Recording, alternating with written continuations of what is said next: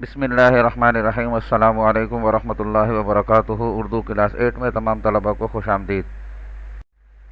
آج کے سبق میں انشاءاللہ تعالی سبق عادل عدالت کا فیصلہ کے مشکل الفاظ کے معانی بتائے جائیں گے انشاءاللہ۔ آج کے سبق پڑھنے سے جو ہمارا مقصد ہے وہ یہ کہ نت نئے الفاظ سے واقف ہو جائیں اور ان کے استعمال پر قادر ہو جائیں۔ مشکل الفاظ اور ان کے معانی کی ہیڈنگ آپ کے سامنے موجود ہے۔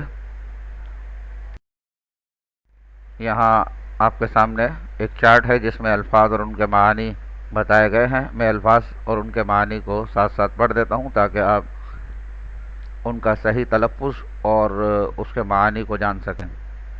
سپہ سالار، فوج کا سربراہ، لشکر کشی، حملہ کرنا، انحراف، پھر جانا یا خلاف ورزی کرنا، پادری عیسائی عالم کو کہتے ہیں، غاصبانہ، زبردستی، پیغام بر، پیغام لانے والا، پیروکار، ماننے والا، لپائی، پلستر، گارا، گوندھی ہوئی مٹی جس سے اینٹیں چنتے یا بناتے ہیں، پلستر کرتے ہیں یا برتن بناتے ہیں، مفلوق الحال، مفلس، غریب، بدحال، دستک، دروازہ کھٹکھٹانا، نمودار، باہر آنا، سامنے آنا، قاصد، پیغام لانے والا، پشت، پیچھے یا دوسری طرف، تعینات، کسی کام پر مقرر، تقرر، مقرر کرنا، فریب، دھوکہ، چوب دار، ڈنڈا بردار سپاہی، منصب، عہدہ، روبرو، سامنے۔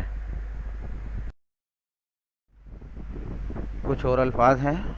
دعویٰ، مطالبہ، پیشگی، پہلے سے یا قبل از وقت، قرب و جوار، آس پاس، جزیہ، مسلمانوں کی حکومت میں کافروں کی جان و مال کی حفاظت کا ٹیکس، سرسبز و شاداب، ہرا بھرا، زور آور، زبردست یا طاقتور، تمثیل، ڈرامہ، برخاست، اٹھنا، گرد و غبار، دھول مٹی، ویران، اجڑا ہوا، تعمیل، عمل درآمد کروانا، مہذب، شائستہ یا تہذیب یافتہ، سلجھا ہوا، فراق، جدائی، قیادت، سربراہی، نقوش، نشانات، دارالخلافہ، مرکز حکومت، بہرور، مستفید۔